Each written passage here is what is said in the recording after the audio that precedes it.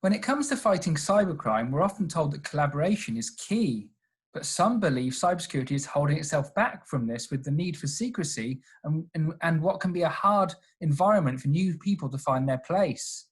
Cybercriminals, on the other hand, don't need qualifications or certificates because as long as you can do the work, that's all that matters. And that's giving hackers an advantage. I'm Danny Palmer. This is ZDNet Security Update, and with me to discuss collaborative culture in cybercrime and what the cybersecurity industry can learn from it is James Spiteri, security specialist at Elastic. Thanks for joining me, James. So first of all, how does a typical cybercriminal group work? Yeah, sure, Danny. So, like anything else, there's usually an intent behind something. So, like, they have a goal that they want to achieve. Whether that is, if we think of the typical scenarios, data theft, espionage, financial gain, someone wants to do something bad. And that might mean the creation of malware that needs to happen. It might mean involving other people with different skill sets. And typically what happens is on a forum, someone will reach out and say, I have this idea, I need some help. Or as well, they might just develop it themselves and release it. So typically, depending on the intent, that's where it starts from. I want to do something sometimes bad, and I just might need help to get there, or I might not have the right skill set, or I could just go for it myself. There's a big, forums are all over that's where mainly, that's, for lack of a better word, hackers live. So just like anyone else on the internet, there are tons and tons of forums where these people are discussing and collaborating. That's where typically something starts from. And then take it from there. Something is developed, and when it's ready, when it's tested, it's released to the wild. So just like any other project, with a bit of less red tape and bureaucracy. That's the thing here. You mentioned the forum element. When someone asks for some help from another person on a forum to, let's say, for example, to develop malware, they're not going to be saying, I also need you to have these qualifications. I need you to show me this experience. Yeah. It's just a case of, if you can do the job, do it for me, right? Pretty much. There are some people who gain a reputation and then they're actually sought after. But most of the time, someone puts up their hands like, I can do this. And if it's a paid job, because sometimes it is paid, obviously they would say, listen, okay, after this is successful, you get the money, or I'll transfer it this way, that way. But you're right, that no one's going to ask you for a resume or showing certificates or anything like that. If you can say you can do it and you deliver, then that's fine by me. A real classical case of this is the Marcus Hutchins story. So the article came out a few months ago, where they talked about the story and how that happened. That's exactly how it happened. Marcus built a reputation for himself. Someone reached out and said, I need someone to develop this for me. Can you do it, Marcus? And there we go. So these things happen all the time, real life examples. And I suppose when it comes to those people just putting their hands up, it must work to an extent, because if someone puts their hands up and they can't do it, or they just try to scam others themselves, they're going to get found out. Definitely. I mean, these things happen as well. Like if someone tries to do something and they're not successful, they'll quickly get found out, and their reputation will basically die. Reputation is a big thing in the in the black hat world, so to speak. And if you're known for doing something and you're good at it, then you're going to be sought after. If you build something and it didn't work, or it caused people to fail, or people were able to find out about you because you couldn't conceal yourselves and hide your steps, then your reputation will quickly die as well. There was another case a few years ago. If we think about the Mirai botnet, so that was initially created by two individuals for racketeering. They had a DDoS mitigation company, and they wrote a botnet which is basically attack an organization or a company. And it's like, you just got DDoSed, we have a company that can help you buy our services. But then after they did something silly, some people found out about them, their code got released, or they released it. It's still a bit unclear. But then it started to be used by other people as well. So like there are so many variants of it now. It's just a mess.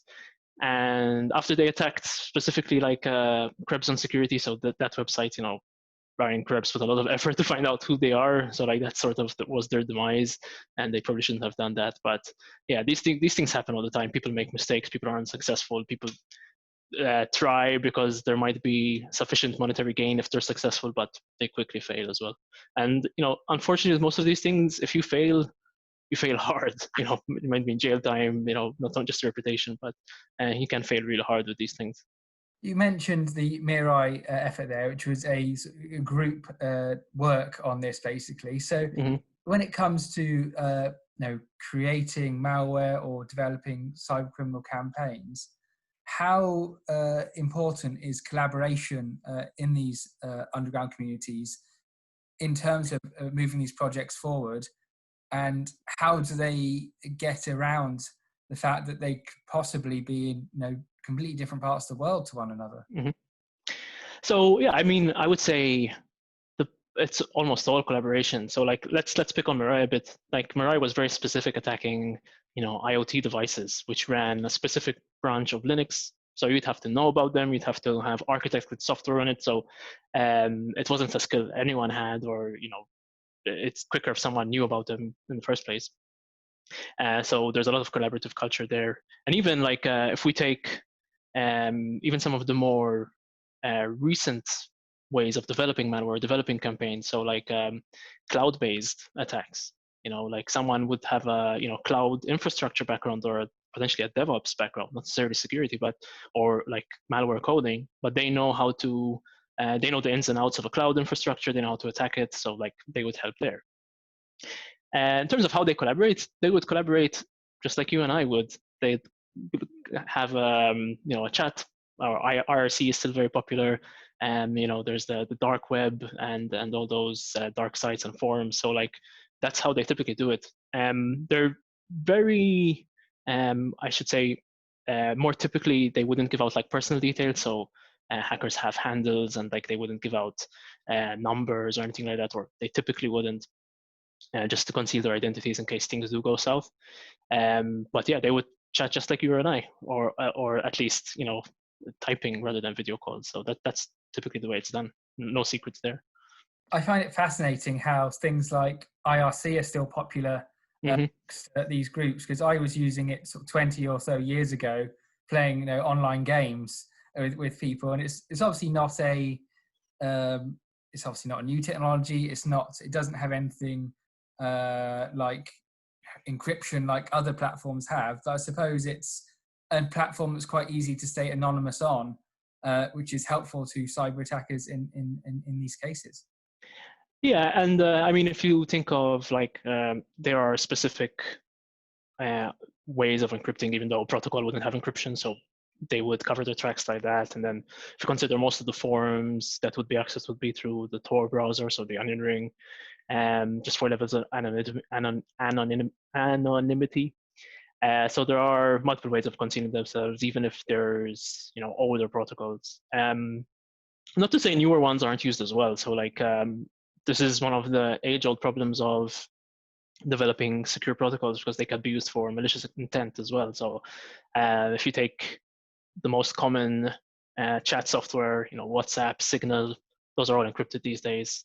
They're also used very heavily by these groups. So those tools are used as well, of course. It sounds as if this is very much a collaborative space, and with a lot of people coming together, no matter what their experience. How does this compare to the cybersecurity industry itself? Because I imagine it can be quite difficult to rock up and say, "Hey, I can do this." Can't got any credentials to back it up. So that's the thing, right? If so, there's two parts to that. One is there's a big pride issue. So like even if someone, let's say there's an organization and they have a team, and their team is unable to do something, very rarely would someone put their hand up and say our team isn't able to do it because of a lack of skills or lack of know-how, or because we're working on a specific technology we haven't dealt with before. Very few people have the guts to say we need help or reaching out. There are some who would, but it's not common, very uncommon. And then you have, if I'm an employer and I'm going to employ someone, and I employ someone who doesn't have the right skills, then I look bad as well. So like you tend to go for highest qualified, most reputed, smartest individuals that you can find. So there's a couple of different parts to that. This concept of collaboration in like security industry, it has gotten way better. Like I will say, like over the past couple of years, ever since security started getting harder and harder, we've seen a big uptick of people sharing and organization sharing as well. And there's a whole list of software organizations I can name, and some big names as well, who have given back, which is phenomenal to see. But we can do way better. There are still a lot of closed communities. Like, oh, you have to sign up here and you're going to be vetted, and like we only meet on these locations and you won't know the source. Like there's still stuff like that happens, and I genuinely don't understand why. Like it's proven that it doesn't work. I mean, security through obscurity just doesn't work. If you have an idea, if you've solved a problem internally, help someone, share it. This is like, it's so logically human nature to share, and so many people do it. Like it's just, we're still held back a lot in the security world, and it's a shame, but it has gotten better. I will say it has gotten better. It also sounds as if this need for jumping through various hoops could be a barrier for introducing more diversity into the sector as well, because as we know, the cybersecurity industry is very white, very male dominated.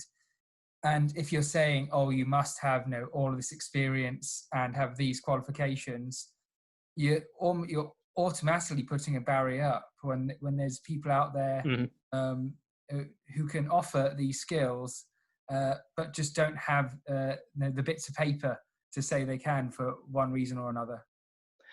That's totally right. Like, I'll be open and honest to say, like, I'm lucky to be at Elastic, and like we have such a diverse culture there and so many different people.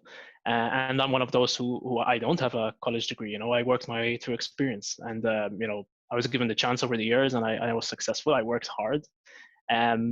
But I think the most important thing we miss on is we don't allow individuals in because of qualifications, but they are so passionate about the topic. And like for me, if I'm looking to get someone on my team, I'm gonna look for passion before actual like cybersecurity talent, because that's, if you're passionate about something, I think you can learn it if you have the right attitude.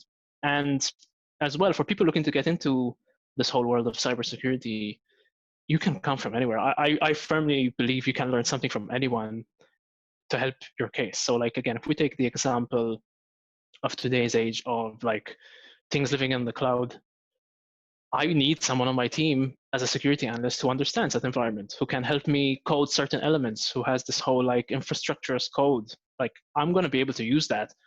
I'm learning from them. Maybe I don't have a cloud background. They're learning from me from the security side. And that's really missing. Like we tend to go for, oh, you have to have X qualification and Y number of years. It's unfortunate. And, there's a big shortage of, there's a so-called shortage of skills, but I think the skills are there. People are just scared to come up because there's this whole blanket over cybersecurity, like you said. Even some of my colleagues at Elastic, they're like, when you talk to them logically about something, like, this is like an observability problem with different lingo. Like there's no difference. We're just looking at different data sets and calling them different things. So sometimes just having the patience to explain something to someone and them having the right passion and enough desire to learn, that's typically enough. And that is a big barrier. People still tend to go for X amount of years or level of experience. Especially like, again, it might come from the individual who's scared to apply, maybe because they see, oh, on this team there's this person who had X amount of years in the military, for example, on the cyber defense team or something like that. Like, don't be scared to apply. If someone's watching this and they're looking to get into this world of cybersecurity, like if you're passionate about it, try it out. Like honestly, that's the most important thing, passion. Like you have to be passionate about it. So when it comes to collaboration in this space, what can the cybersecurity industry learn from cyber criminals ultimately to help protect organizations better from people doing the cyber criminal activity who might be more collaborative in some cases? Yeah, so first thing I'd say that we can learn as an industry is ask for help when you need it. Like literally go on a forum, ask like, I'm trying to fix something in my organization. I'm trying to come up with this sort of, let's say, security detection mechanism. How have you or how have someone else worked on this? So how have you done it? Like ask. Secondly, we have a lot of red tape. Like, and this is another reason why attackers are successful, because they don't have a 2-week policy to get a firewall rule deployed or something silly like that, or has to pass through X amount of approvals to get something done. That doesn't exist. And I think sometimes if we peel back those layers a bit and just get to the problem and get it worked on, sometimes we get there quicker. And I think that's also something we can learn. Just remove some of the red tape. Like honestly, we don't need everything. Another thing we can learn from is, look beyond and think outside the box a bit. And I think that is one of the key things that's missing. We forget to think laterally and think outside the box. Like, don't box yourself into thinking away just because it's documented like that, or because X certification said it has to be like that, or regulatory compliance says you have to do something this way. Challenge everything. Like honestly, just ask, why is this like this? Can I not do it this way to make it better? And sometimes people are scared to